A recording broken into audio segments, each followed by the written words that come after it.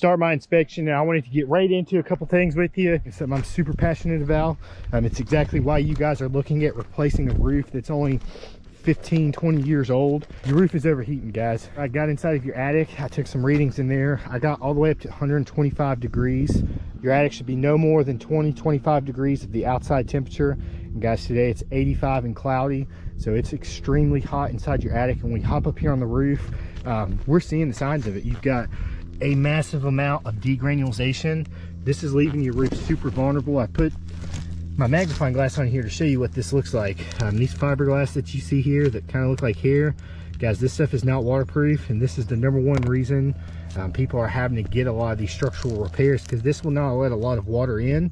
It'll actually allow water to seep through here and get stuck in between the shingle and the roof decking, and a lot of the times we can't even see it inside the attic until we rip this off. Now, I did some moisture readings. I don't think we're to the point where we're going to have to get into a lot of rotten decking, so I'm super glad you called us out here beforehand.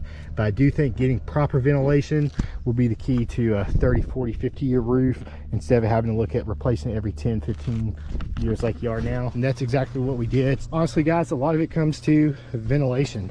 When a roof is improperly ventilated, there's no way you're going to get that life out of it like you expect. It could easily cut it in half. And when I got out here last time, guys, it was 130, 140 degrees up here.